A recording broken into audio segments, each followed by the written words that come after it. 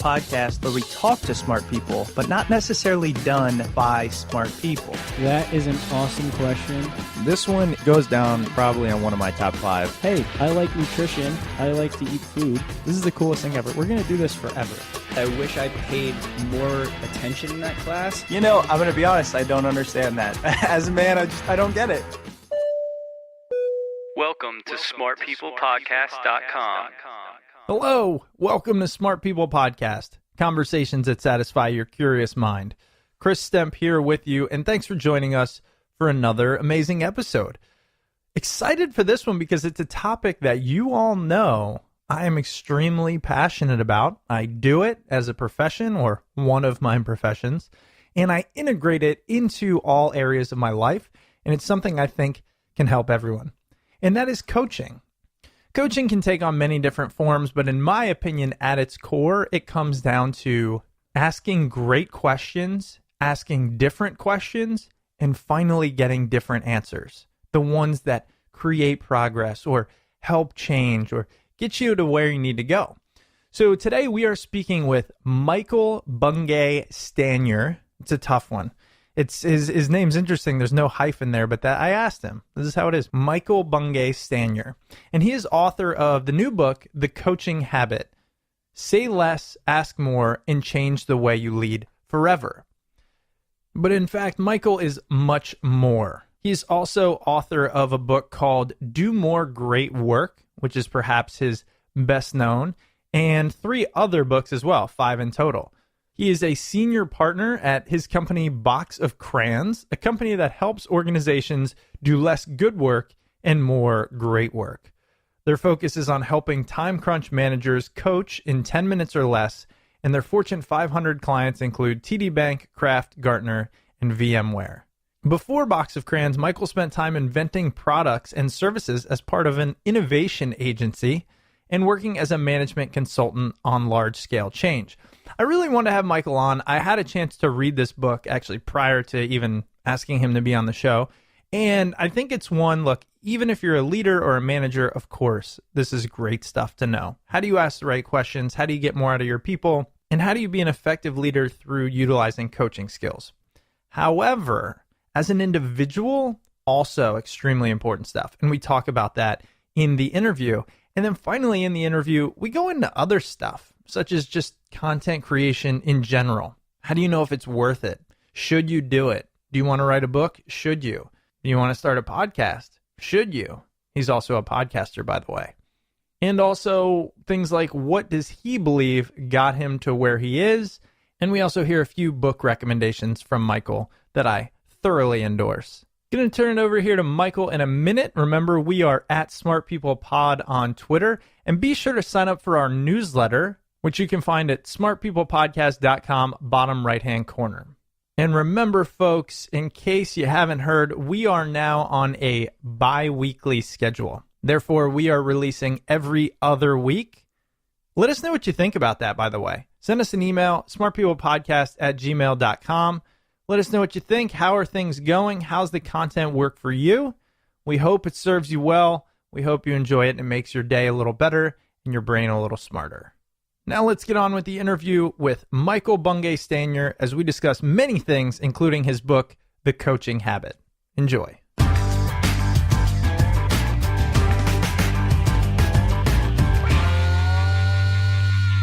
Well, Michael, first I just want to say thank you so much for taking time out of what I know is a busy schedule to be on our show. Look, I'm so happy to be here. How could I not want to hang out with smart people? I agree with you on that. That's why we started it. Let's get a bunch of smart people together. Exactly right. So this will be fun. Well, I want to make the main topic of our episode your pretty new book, The Coaching Habit. I have had a chance, actually, before we even decided to have you on the show, I had a chance to read it. A fantastic book. As many of my listeners know, I'm extremely passionate about coaching. I'm trained through CTI, which I learned you are, and we can talk about that. But so I definitely want to get into that. But first, you have an interesting background, and I'm always it's just something about me. I've always been fascinated in how people get to where they are. So let me first, before we get into too much detail, ask, what do you think is the one thing that got you to the point that you are? Is there anything you can point out, whether it be a habit or a personality trait or an event that kind of got you to what many would deem this successful mountaintop? Right. That's a great question.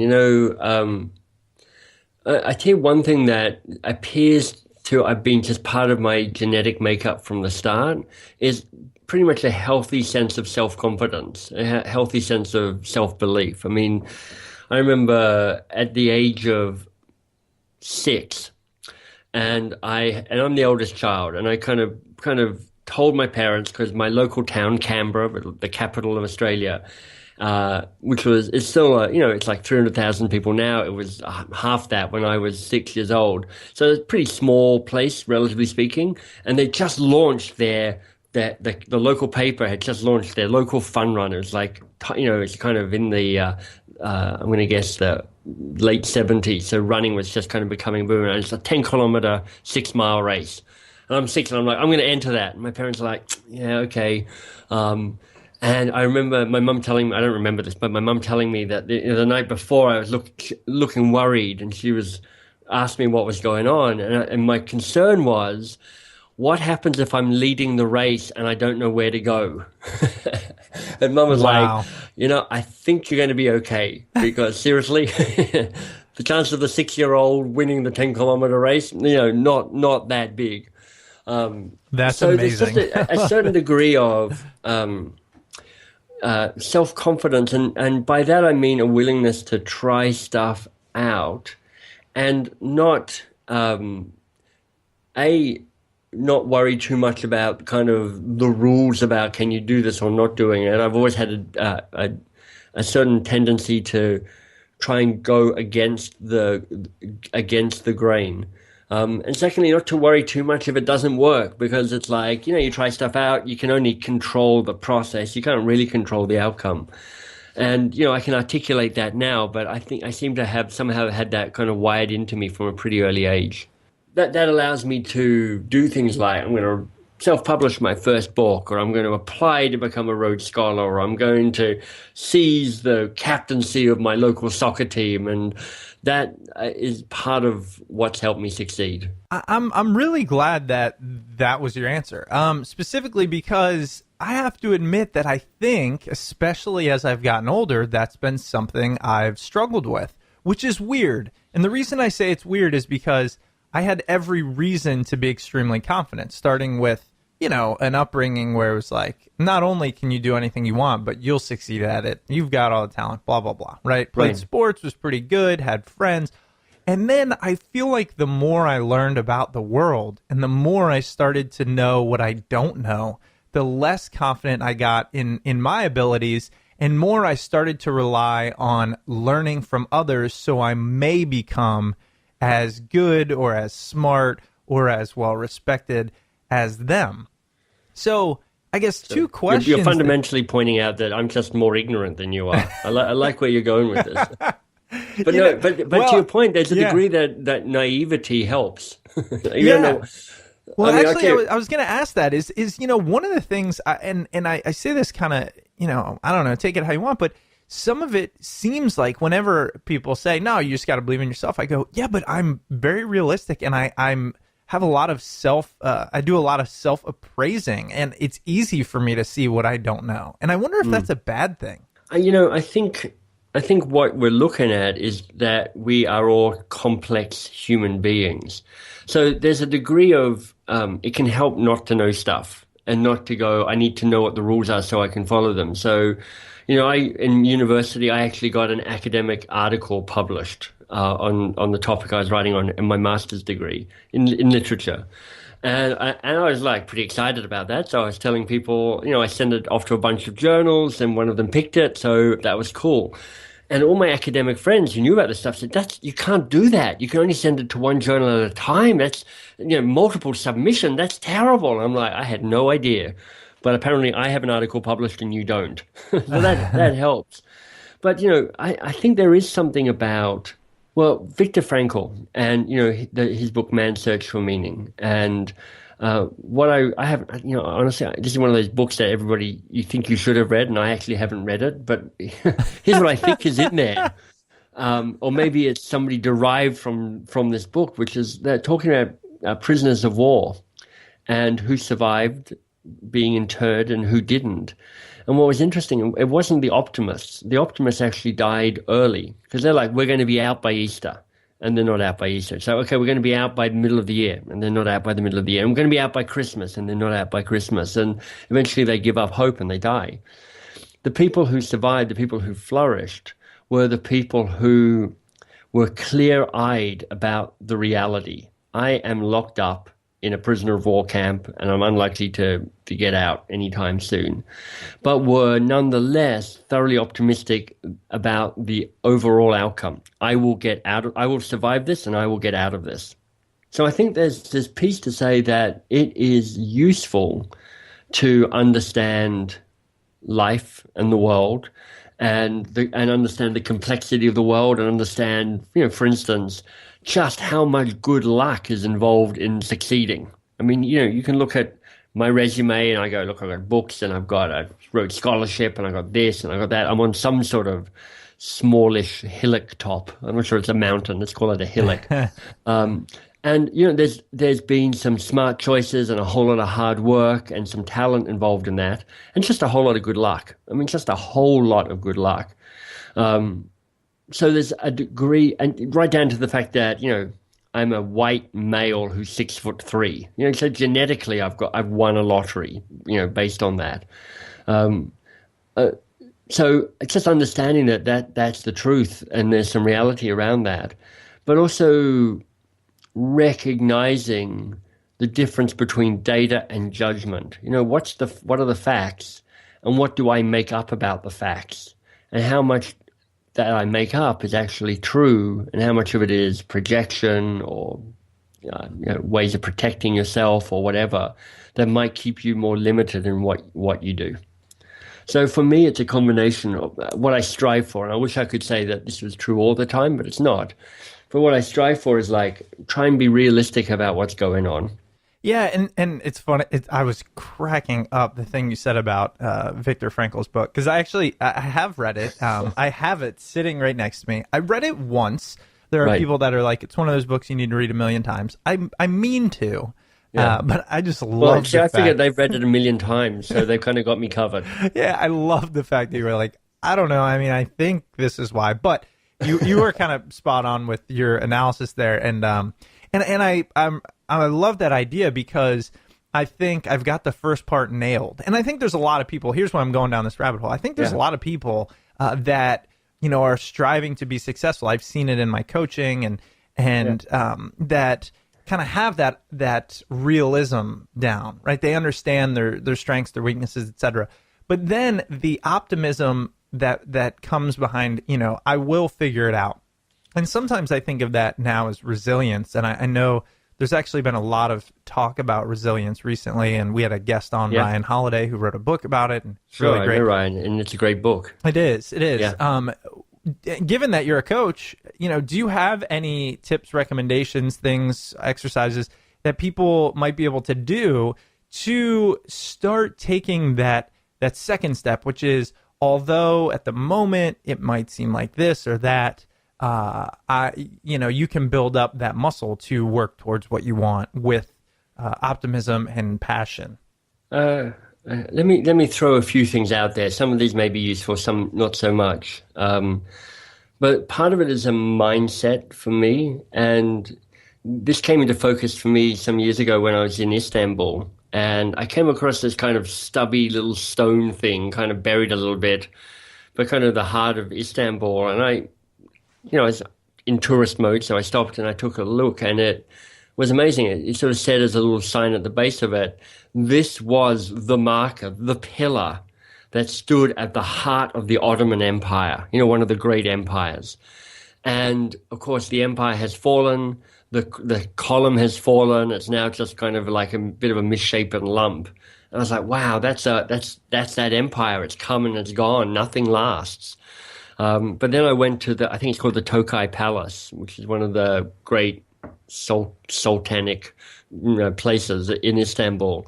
And I was wandering around the museum there, and part of what was in the museum was this Ming china from, porcelain from China that had somehow survived, traveling from China to Istanbul, and then, walls and empires rising and falling, and this delicate piece of porcelain was still there, 800 years old, and had survived.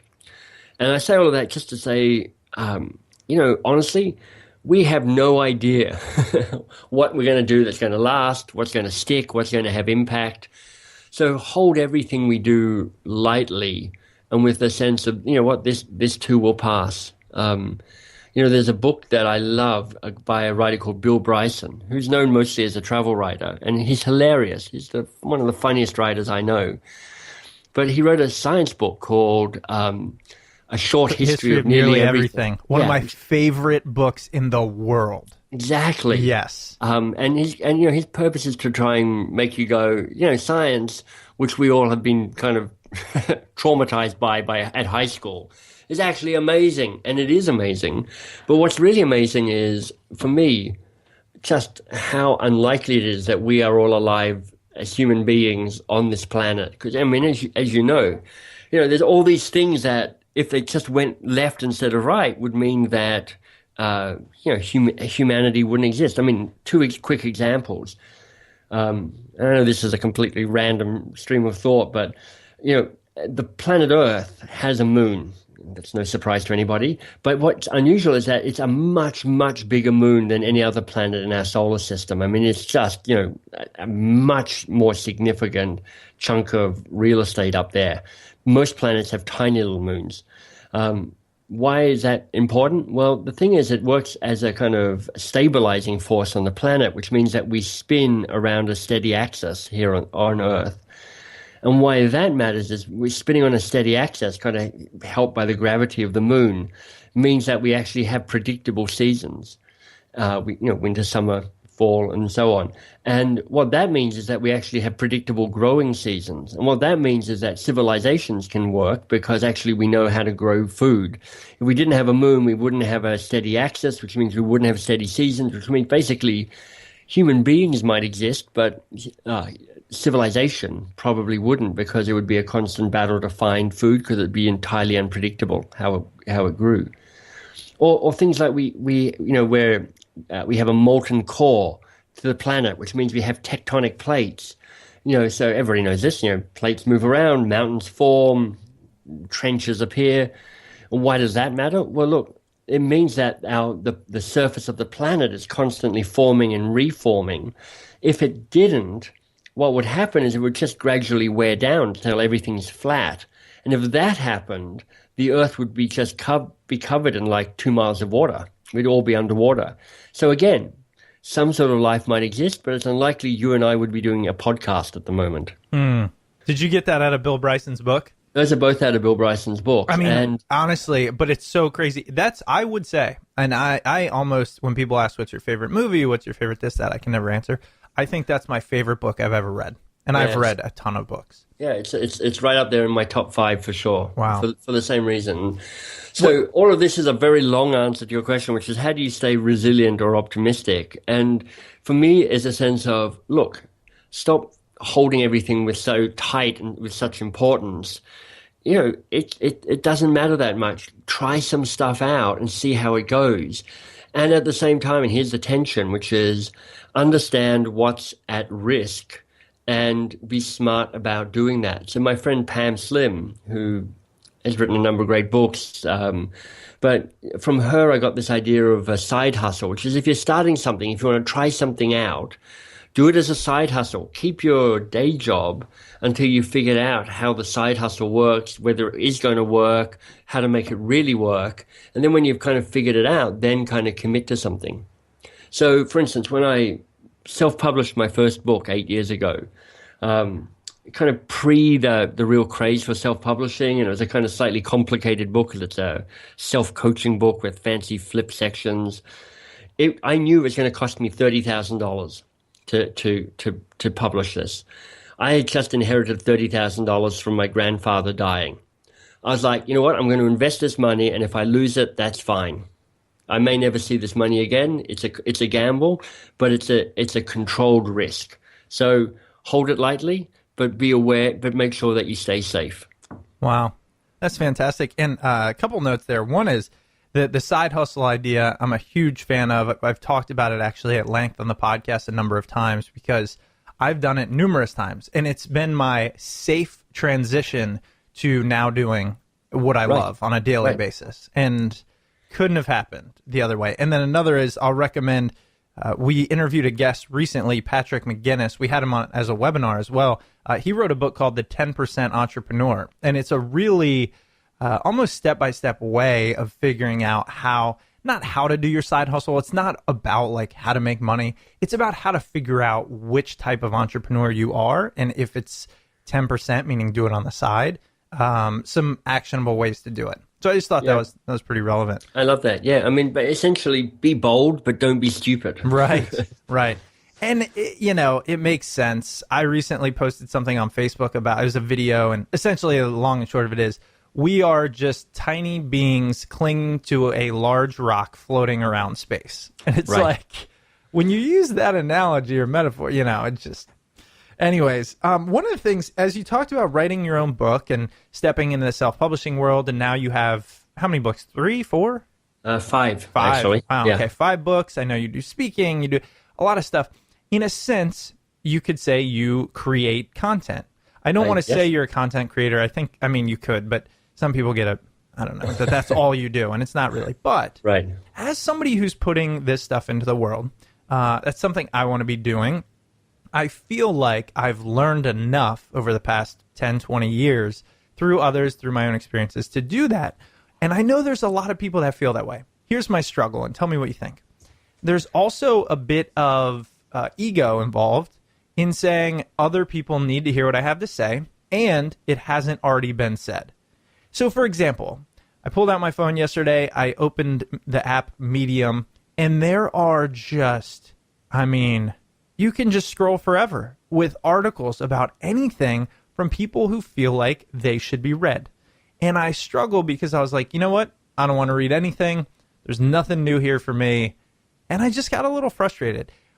Did you ever have that thought? Do you ever battle that? Like, does the world need to hear me? Is this already done? Am I new? Is this just me selling something? Any thoughts there? Yeah, I've got a few thoughts on this. So the first is, I think it's really worthwhile to ask yourself, for the sake of what am I creating this content? Is it like I've just got to say this thing? I don't really care who reads it or not. I just need it out in the world. Am I doing it for business reasons? This is my part of my marketing strategy for whatever it is that I'm trying to do. But there's a whole bunch of kind of content creation is hard and a bit miserable. And hard to differentiate yourself because everybody's gone, oh, content creation, it's a good thing, I should do it. Right. And so to your extent, it's like, it doesn't matter what you're scrolling through, there's too much content.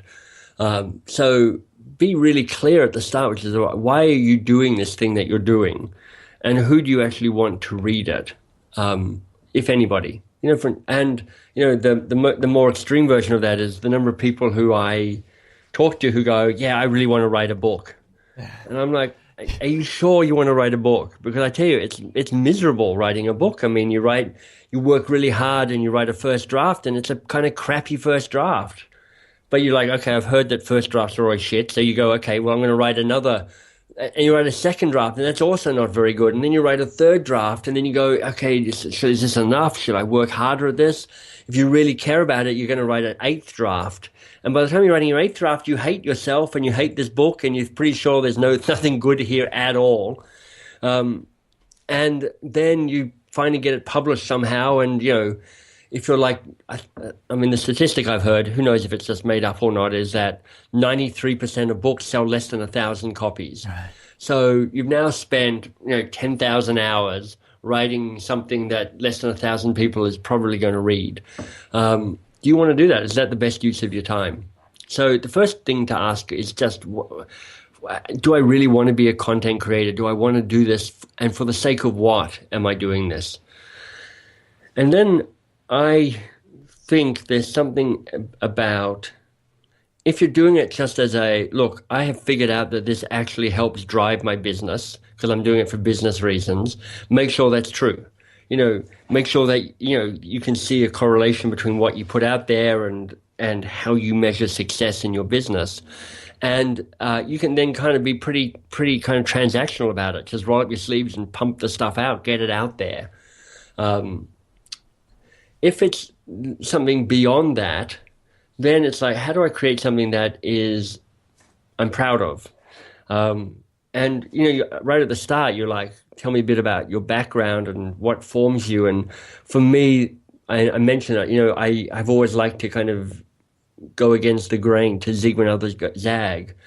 And I do sit and wonder, I go, how do I create content that isn't kind of just, so here's an acronym, taboo. Taboo stands for true and bleedingly obvious. When you read an article and you're like, this article has been written 93,000 times already, and this contributes nothing in addition. Exactly. There's nothing in the voice. There's nothing in the metaphor. There's nothing in the examples. There's nothing in the model. It's just a kind of collection of other people's mediocrity. And I really wish there was less of that in this world, because there's just a lot of mediocrity. So for me, I'm also going, can I find a new metaphor? Can I find a new story? Can I find a new format? Can I find a new twist on what's out there already? Because if I'm going to create content, I want to feel that it's got some value to add to the world. Right. But yeah, it's hard. I mean, it's hard because we're at kind of like, I don't know, peak content. Everybody's like, content creation is the thing. So now people like you and me are busy creating content and hoping some people consume it and read it and listen to it and hear it. And just like in book publishing, there's a few people who are doing really well. So if you're Tim Ferriss and you're like, yeah, my podcast gets 1 billion listeners, and then there's a very small B list, and then there's a vast amount of podcasts that don't get listened to anybody. Right. No, I know. And people say, oh, I want to do a podcast. And it's one of the things I recommend. I don't know why I say this, but I'm going to do it anyways. Talk through it. I say, yeah, everyone, you should do it. You should make a podcast, which therefore would be refuting or going against what I just said. Yeah. But the reason is because the self-learning that comes from it, in my opinion, is more important than what others gain from it at first. And then as it moves along, if it strikes a chord, then you have the ability to impact others, and you try to do it in a way that makes sense for you. And that's just out of personal experience. I think maybe that's why people want to write books. But the flip side, and I'm going to be hypocritical, and this goes against what I just said, is then the consumer has to sort through all of this stuff to try to figure out what's good. So I don't really know the answer. Again, this is like, I'm just talking through it with you. Yeah, well, I do. I mean, I have a podcast, the Great Work Podcast. It's been going for 5 or 6 or 7 years. I'm not sure how. We put out at least 300 episodes, so we've done it a lot. I don't really know who listens to it. I don't track the numbers on it. I don't worry too much about where it is on the list of podcasts. I do it in part because I reach out to people who intrigue me, and I get to talk to people. So, yesterday I interviewed a woman called Maria Konnikova, who wrote a book called The Confidence Game. And it's all about how con artists work and how they set up the 8 parts to setting up an elaborate con. And what insights that gives us all about being human beings and being on both sides of trying to persuade and trying to be persuaded. And, it's just an interesting book and an interesting woman, and I just enjoyed the conversation. I know why I'm doing it. And that's, I think, what it comes down to, which is, yeah, sure, do a podcast, but why? For the sake of what are you doing a podcast? Mm-hmm. Because if it's to go, this is going to be my big breakthrough and it's going to drive my business, the answer is probably not. Maybe, but probably not. So what other reasons are you doing this? And if it is about you want this to be your breakthrough, how committed, what does being fully committed to that look like? Again, I was talking to a friend of mine. He's like, I'm going to build my YouTube base.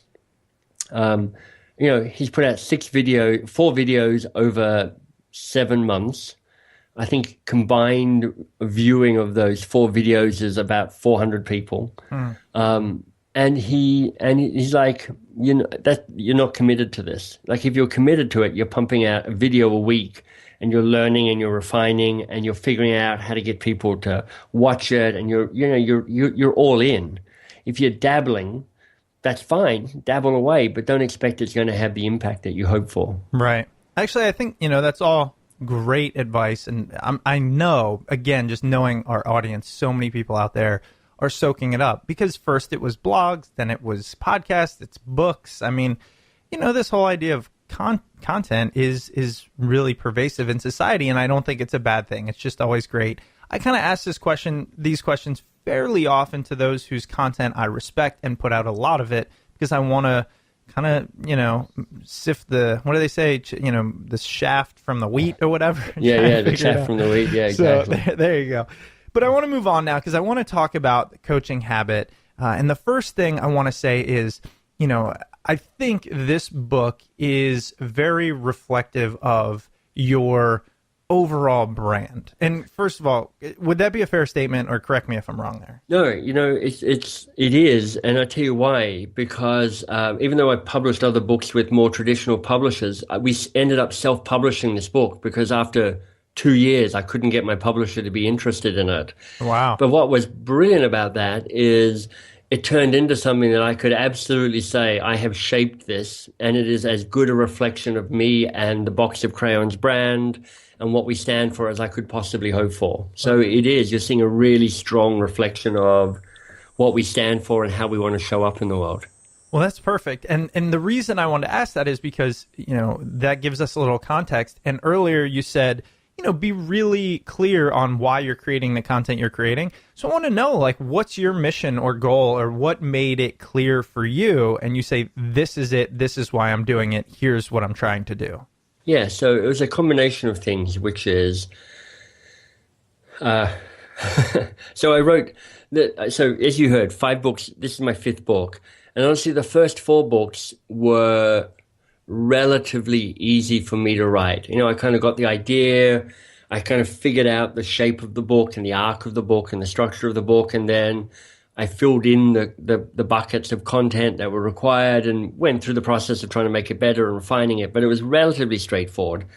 Certainly compared to this book, which I wrote 3 or 4 complete and bad versions of this book before I finally wrote this version, which is a really good version of this book. So part of the motivation was I kept not being able to walk away from it. It kept going, this is the thing you want to be doing because it's going to have good impact in the world. Second thing is for us, it's a really useful business driver. So we have a business model that plays into this. So, at Box of Crayons, our overall mission is helping people do less, and organizations do less good work and more great work. But our real speciality is giving busy managers the tools so they can coach in 10 minutes or less. And that's what our programs teach people, how to coach in 10 minutes or less if you're a busy, slightly overwhelmed manager. So what I knew would happen with this book is that, one, it would become part of the collateral of our programs and help differentiate our programs further and build up our reputation in this field. Here's the book on coaching and our belief in 10 minutes or less.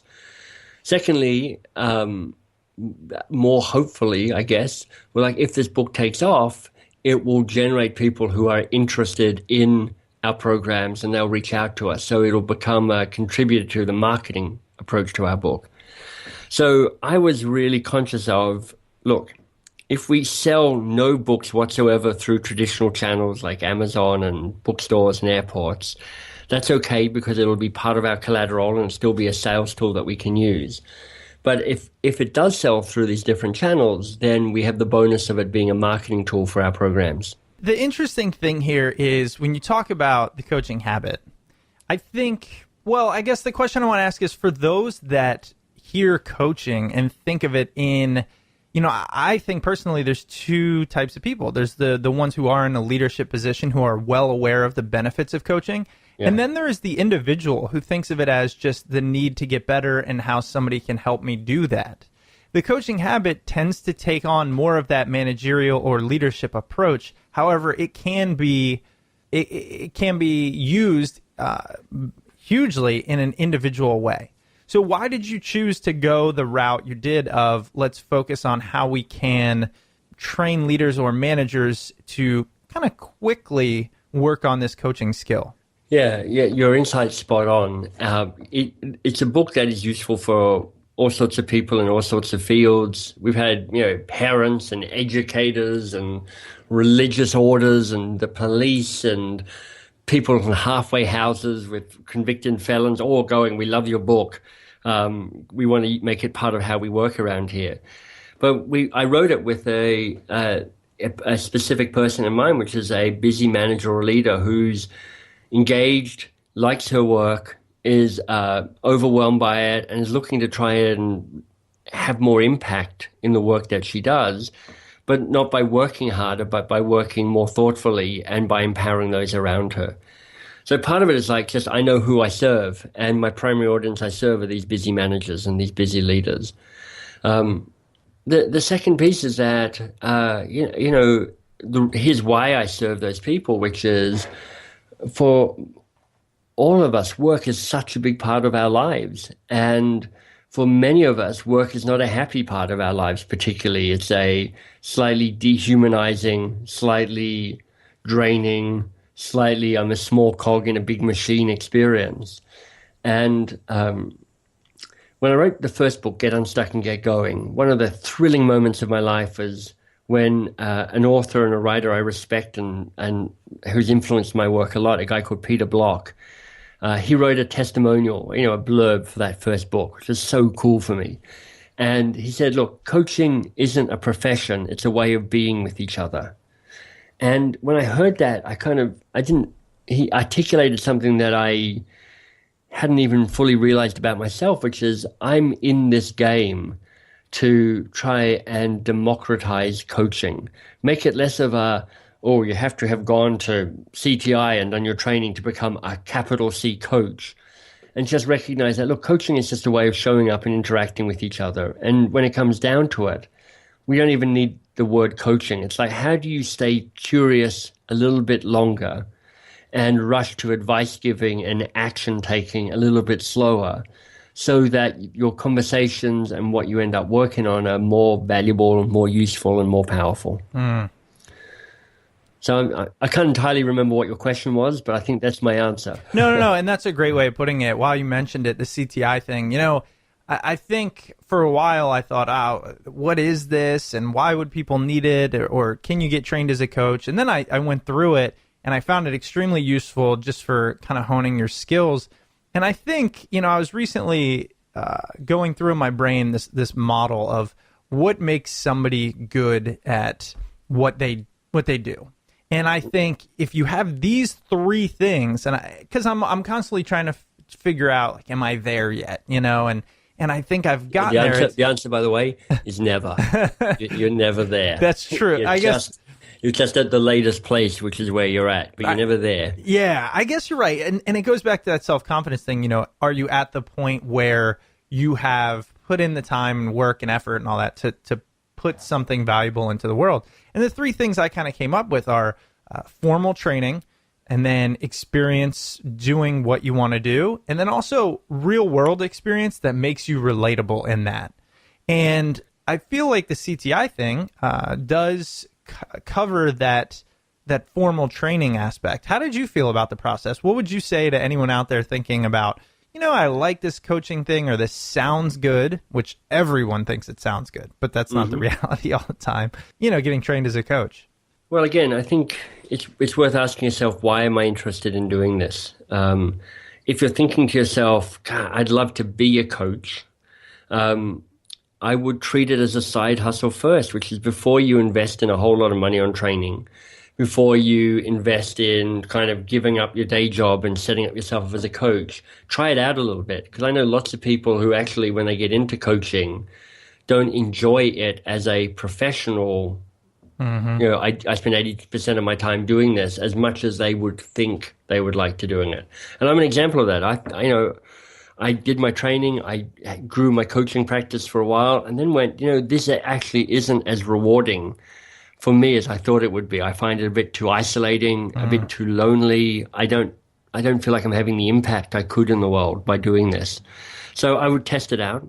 But it comes back to, again, asking why would you like to do that? And why I found the training useful is it confirmed stuff I already knew, and it gave me some structures that I found were useful in how to do what I was already doing.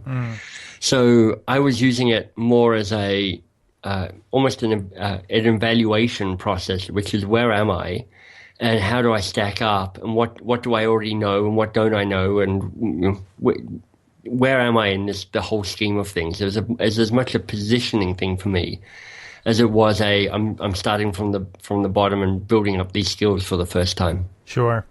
Well, now that we've kind of set the foundation here, let's go straight into it. The coaching habit: say less, ask more, and change the way you lead forever. So I'm going to say less and ask more, and just say, what is the coaching habit? Brilliant. So here it is in its essence. It's as practical a coaching book as you're going to find. The first chapter tells you about how to build habits, because habits are the building blocks of behavior change. And if you want to do things differently, you have to understand how to change your behavior.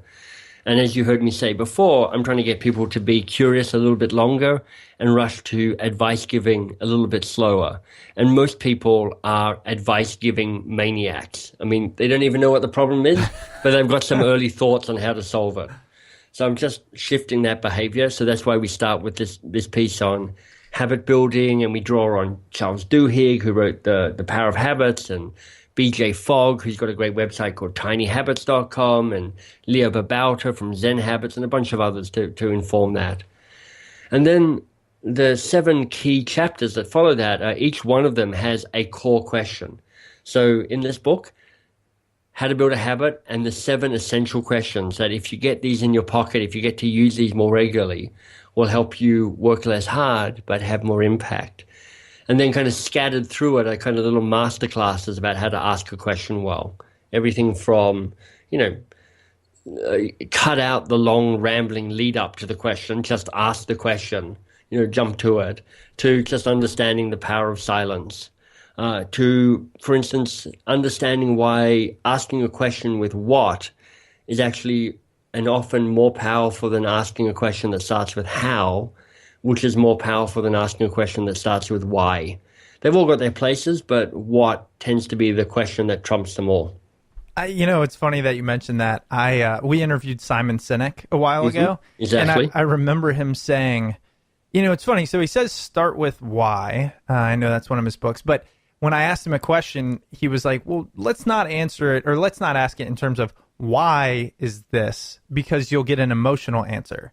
If you say something like, what makes this happen, you can get a very, logical or well thought out response. Right, exactly. I mean, when you ask the why question, if you don't get the tone just right, it can put people on the defensive, because it's kind of like, why, in brackets, the hell are you doing this? And the other thing that tends to happen is if you're asking why, often what you're seeking to do is to learn more about the background so that you can then provide a better answer to the person. But if you're taking it onto yourself to go, my job here really isn't to provide their answer, or at least not entirely, it's to help them figure out some of the stuff themselves, then the why question isn't really in service of them, it's in service of you. So that's another reason why I think why is a less effective way to start a question more often. But, obviously I know Simon a bit, and, his book, his best-selling book, and his great TED Talk, start with why. So I love the fact that he's kind of pushing back on the don't ask questions with why. But his bigger point, which is, but understand your why. Exactly. What are you here to serve? What's the impact you want in this world? What's the heart of your endeavor? Because that allows you to build a foundation and be successful. Yeah, and I think it's a very clear distinction that needs to be understood. I mean, it's clear in terms of what he was insinuating or meant by that. And I don't know, I definitely recommend people both or all three is, check out his YouTube, is his TED Talk, read his book, or check out the interview we did with Exactly. him. I'm a big fan of his. I wanted to get to this question, which is, train us on asking questions, because either with specifics or mindset, because questions I have found over the 6 years of asking them all the time through the podcast and coaching and elsewhere, they're the strongest way to just gain insight. And I mean that personally. So ask yourself these questions. Correct. And then asking others as a leader. So I'm wondering, what do you have in terms of your expertise on question asking? And are there things we can translate from either as a leader asking others or as an individual asking ourselves? Okay, I'll give you some of my thoughts, Chris. So the first is ask one question at a time. So often we're like, here's a question, here's another question, here's a variation on the first question. Let me ask you a fourth question just here. And it's like, take a breath, and rather than, gunning them down by kind of a drive-by questioning episode, figure out what's the most powerful question you can think of and ask them that question. Then after you ask the question, shut up and actually listen to the answer. That's actually harder to do than you'd think, because often what most people do is they ask the question, they get them talking, and then they spend the whole time listening to their own internal dialogue about, oh my God, what's the next question I should ask them? Where's this going? Or why won't they stop talking so I can tell them what to do? So it's like, be present and fully listen to the answer. And then the third tip I'd give people is actually to use one of the questions from the book. It's number 2 in the book. And we call this the best coaching question in the world. Very simple, just 3 words. And the question is, and what else? Because one of the insights about asking a question is that their first answer somebody gives you won't be their only answer, and it may not be their best answer. So kind of squeeze more out of that initial question. So, another question in the book is the focus question, which is, what's the real challenge here for you? So here's how that could, listen, you go, okay, so because I understand what you're saying about this thing that you're working on. What's the real challenge here for you in dealing with this? And then I'll listen to your answer. And I'll go, great, what else? What else is a challenge here for you? And what else is a challenge here for you? Is there anything else around here that's a challenge for you? Okay, so what's the, knowing all of that's going on for you, what do you think is the real challenge here for you? And you can see, I just role modeled there a conversation that would be powerful, would take 5 minutes maybe, and it just involves me asking 2 questions. What's the real challenge here for you? And what else? And what else? And what else? Okay, so what's the real challenge here for you? And part of this insight about asking a question is to trust the questions and kind of cut away all the stuff that's getting in the way of it. The elaborate build-up to the question, I've disguised the real question in amongst 8 other questions, I'm not really listening to your answer, I'm not inviting you to go deeper into your answer, which is what else does.